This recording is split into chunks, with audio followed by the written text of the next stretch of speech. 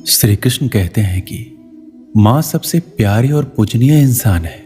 दुनिया में किसी भी तरह का प्यार माता पिता द्वारा किए गए प्रेम की बराबरी नहीं कर सकता।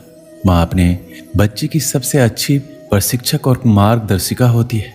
माँ ही वह पहली शख्स होती है जिसे हम अपनी खुशी में सबसे पहले याद करते हैं। अपने बच्चे के लिए माँ का प्यार दुनिया में सब चीज़ों से बढ़कर है। ये किसी कानून को नहीं जानता, किसी से नहीं डरता, ये सब चीज़ों से लड़ने की हिम्मत रखता है और अपने बच्चे के रास्ते में आने वाली हर मुसीबत को कुचलना जानता है। एक माँ अपने बच्चे को गर्भ में अपने खून के साथ पालती है और अपने बच्चों के पालन पोषण के लिए बहुत त्याग करती है। दुनिया का कोई भी प्रेम माता पिता के प्रेम से अधिक नहीं हो सकता।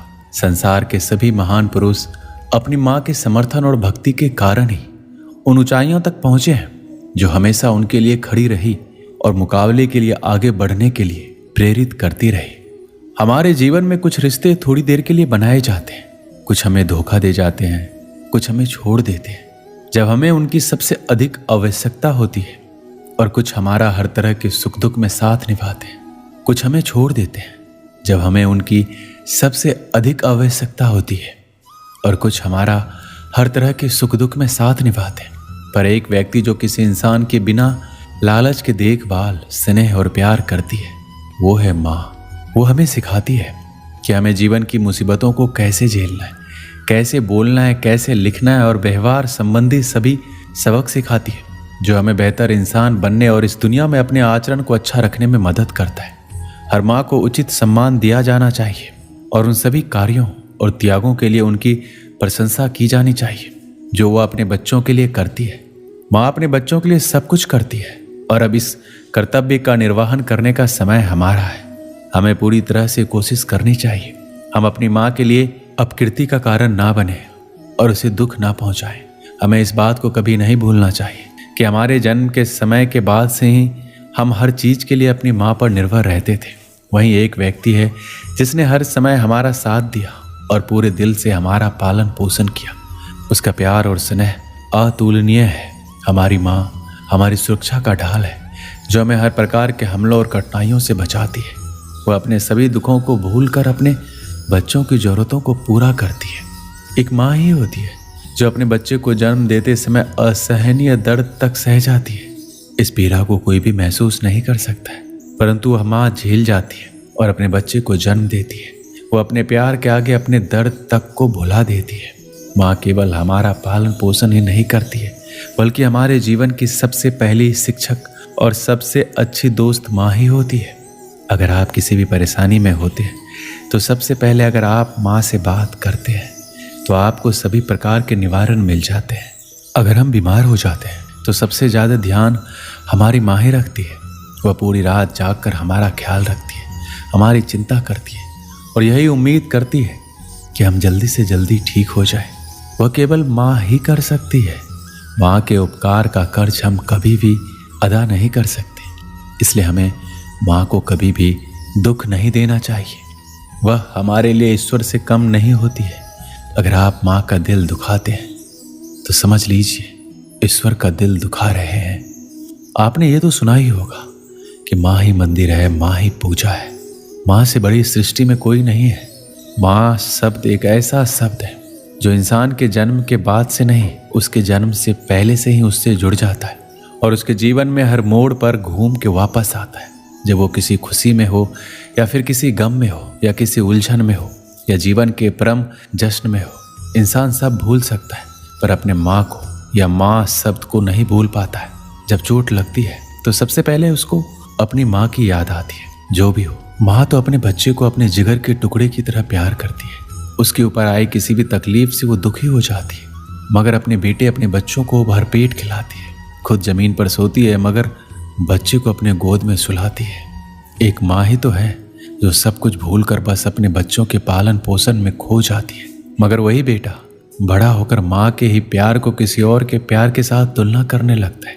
किसी समझदार पढ़ी लिखी लड़की को देख माँ को अनपढ़ और नासमझ समझने लगता है और माँ के प्रति प्यार कम करके किसी और पर मरने लगता है। इंसान वो है जो उसे उसकी माँ ने बनाया है। भगवान सभी जगह नहीं हो सकते, इसलिए उन्होंने माँ को बनाया जिंदगी में मिलने को तो करोड़ों लोग मिल जाते हैं, पर माँ जैसा दोबारा कोई नहीं मिल सकता। माँ का रिश्ता दुनिया का सबसे खूबसूरत रिश्ता होता है, जिसमें सिर्फ प्यार ही प्यार छिपा रहता है। एक माँ का जीवन पूरी तरह अपने बच्चों के लिए समर्पित रहता है। माँ बच्चों के रिश्ते की खूबसूरती ये है कि उसके प्यार और बलिदान की कोई सीमा नहीं है।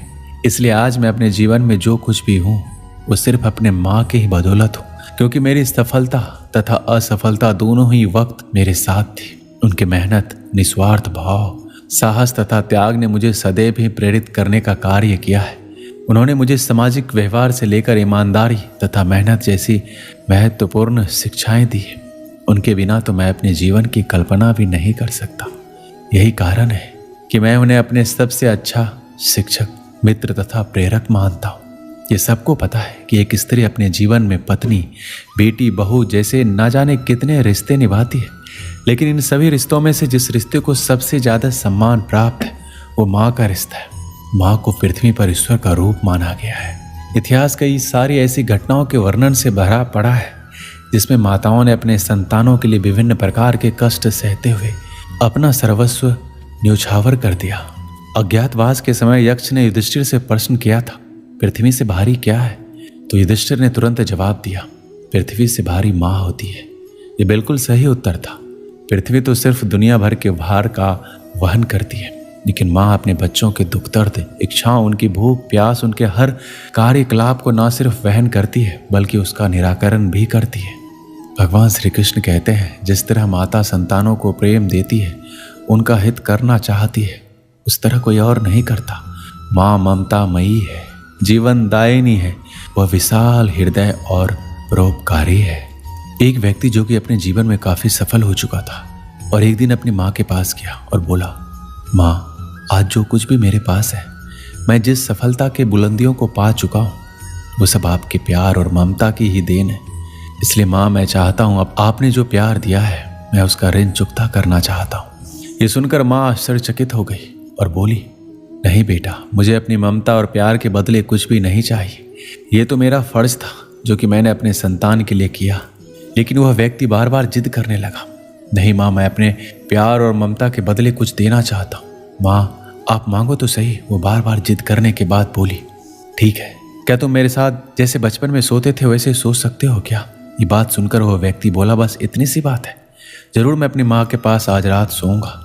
और जैसे ही रात में वह व्यक्ति अपनी माँ के पास सो गया, माँ उठकर एक मग पानी ले आती है और जहाँ अपने साथ सोई थी उस तरफ से पानी डाल देती है, जिससे धीरे धीरे वह पानी उस व्यक्ति की तरफ भी चला गया।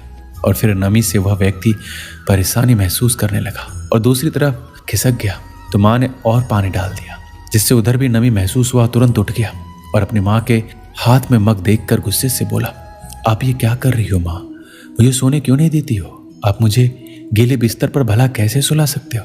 तो वह माँ बोली, बेटा, जब तुम बचपन में मेरे साथ सोते थे तो ऐसे ही तुम भी बिस्तर गीली कर देते थे और फिर मैं दूसरी तरफ तुम्हें करके खुद गीले स्थान पर सो जाती थी। तुम तो मेरे प्यार और ममता का कर्ज चुकाना चाहते हो जो मैंने तुम्हारे लिए किया था। क्या तुम मेरे लिए थोड़ा सा भी केवल एक रात के लिए गीले में सो नहीं सकते? यदि तुम ऐसा कर सकते हो तो मैं समझ जाऊंगी कि तुमने मेरी ममता का कर्ज चुका दिया है। माँ की बातें सुनकर अब उस व्यक्ति की आंखें खुल गई थी। उसे अब समझ आ चुका था कि जो माँ अपने न जाने कितने रातों को मेरी खुशी के लिए ऐसे ही गुजार दी है, भला उस माँ का कर्ज कैसे चुकता किया जा सकता है। अब वह अपने किए पर शर्मिंदा था।